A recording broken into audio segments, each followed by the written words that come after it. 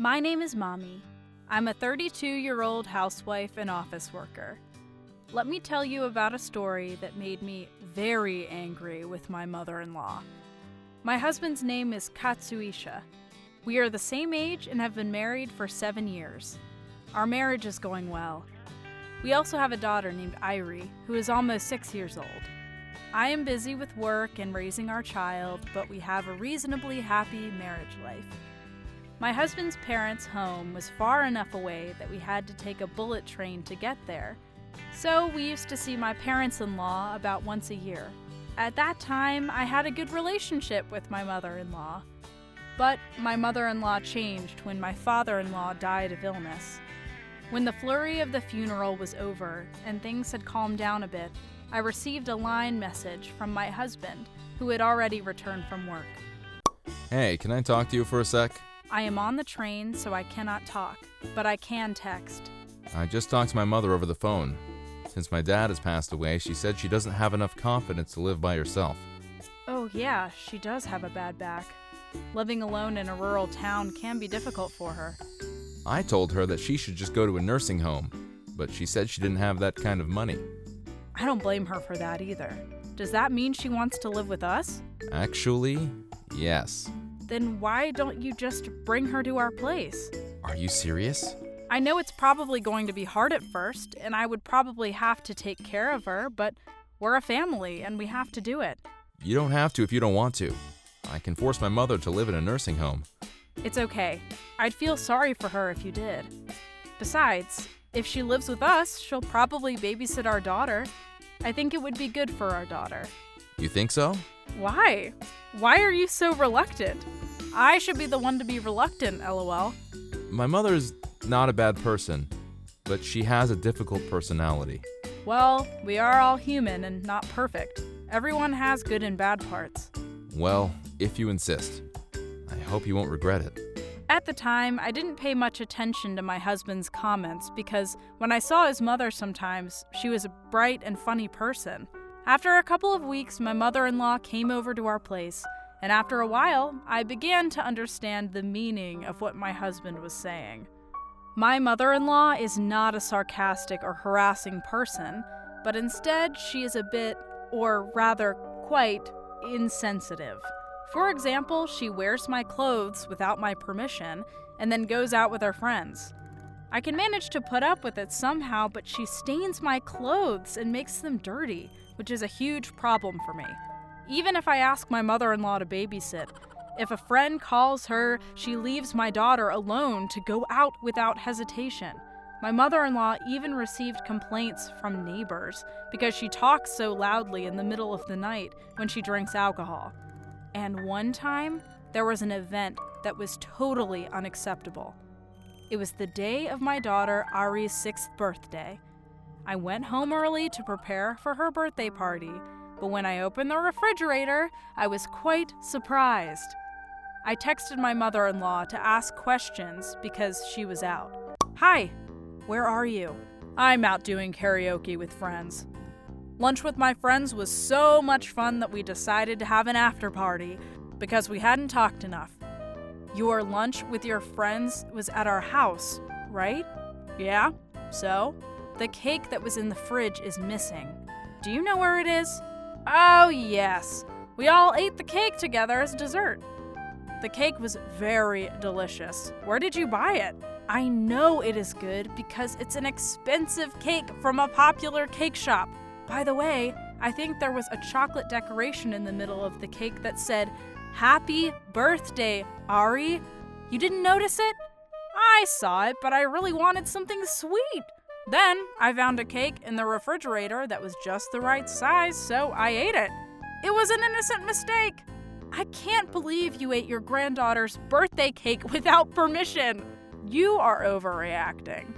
There's still time to buy another one. It's not a big deal. The cake is from a popular place, so you need to make a reservation in advance. It's too late to make a reservation now. Then why not just get a cake from the cake shop in the neighborhood? I specifically ordered her favorite cake for Ari's birthday. She was so excited about having it for her birthday this year. Kids won't know the difference in the taste of a cake. They say it's not a good idea to teach kids about expensive stuff during childhood. It is okay at least once a year on a special day. Besides, that isn't an excuse for eating it without permission. Yes, I'm sorry. It's my turn to sing, so we'll talk later. And that was the whole story of this unbelievable event. After all, I had no choice but to go to a nearby cake shop and buy a cake. I won't forget that sad look on my daughter's face when she found out that it was not the cake she had been waiting for. I wanted the day to be perfect for my daughter, but it was ruined. Of course, when my mother-in-law came home, I spoke to her again, but she didn't feel bad at all, and she brushed it off. The biggest problem is that she doesn't think she did anything wrong. It is simply that she is selfish and insensitive. I couldn't take it anymore. I ended up complaining to my husband during his lunch break. Has your mother always been like that? Yes, well, I had some crazy experiences since I was a kid. When my friends came over to our house, my mom used to walk around naked without any shame. And one day I brought my girlfriend home for the first time and she said, "I thought you liked prettier girls," in front of my girlfriend. Ugh, hell. I think that was one of the reasons she dumped me. Lol. The other day, Ari was looking so sad, and when I asked her what was wrong, she told me that her grandmother said, "Your life is going to be tough because you're not very pretty." Would you say such a thing to a child? It was so hard to make Ari feel better after that. I thought she had gotten a little bit better with age, but she has not changed at all. I should have listened to you more. Well, I can't help it now. No, it's too late. We could have moved her to a nearby nursing home. But she doesn't have any money, does she?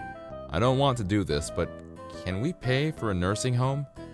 It might be financially tough, but I think we can make it work.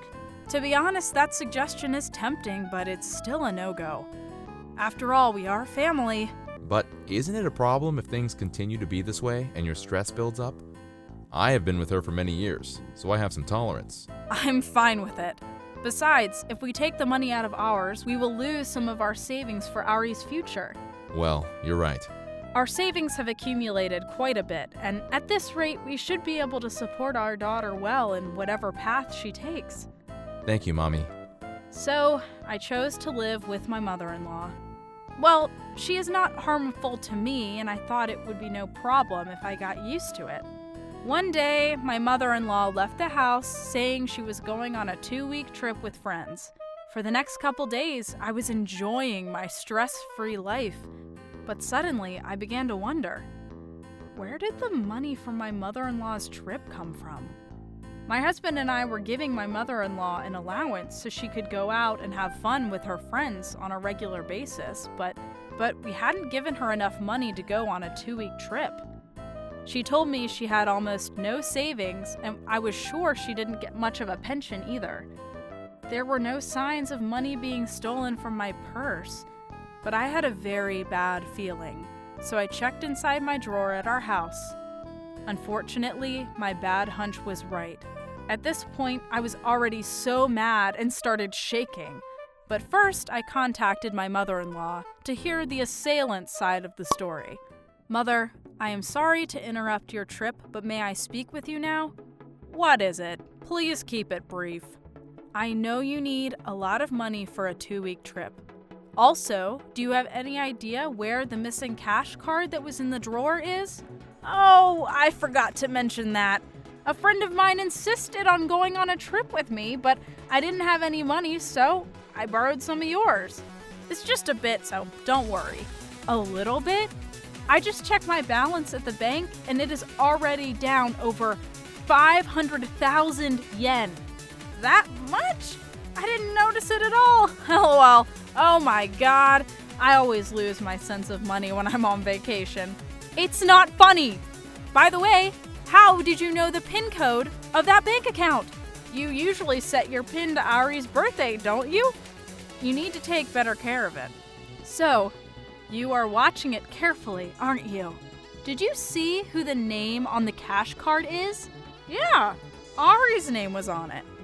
Yes, the money was saved for Ari's future. You understand that that is not money you can casually touch and spend, right? There is still more than 10 years until she needs that money for her future. All you have to do is save up the money again. Besides, I have always thought you were too overprotective.